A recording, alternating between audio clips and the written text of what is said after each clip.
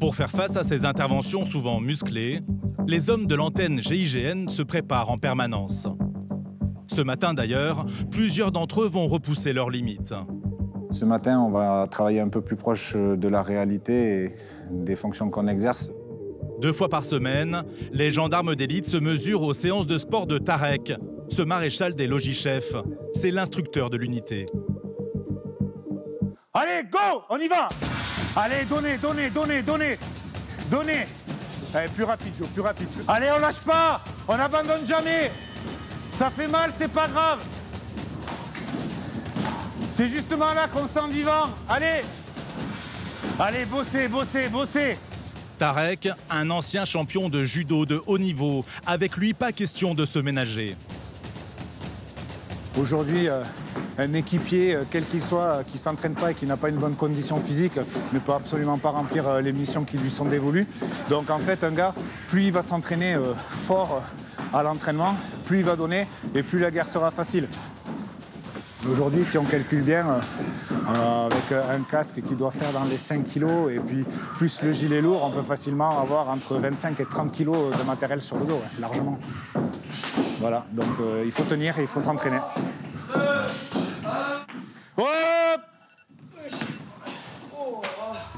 Au programme, combat rapproché. L'instructeur ne retient pas ses coups. Boum, c'est marteau pilon, d'accord? C'est la règle ici. La sélection est drastique. Accepte le corps à corps, accepte-le. Seuls 15% des candidats sont retenus à l'entrée des antennes du GIGN. Et encore, un gendarme d'élite peut toujours être écarté s'il ne répond pas à l'exigence de cette unité. S'il ne répond plus aux critères physiques, en fait, dans un premier temps, personnellement, il va falloir qu'il se remette sérieusement en question. Ensuite, on pourra éventuellement l'aider à se remettre dedans. Si après tout ça, il n'arrive toujours pas à se mettre dedans ou pas, c'est peut-être que c'est la fin pour lui. Et peut-être que ça veut dire qu'il n'est pas fait pour rester chez nous, tout simplement. Car face à des délinquants souvent violents, les armes ne suffisent pas. Certaines interpellations finissent au sol. Il faut pouvoir immobiliser l'adversaire. Allez, pensez mobilité au sol. Voilà, Joe, tourne.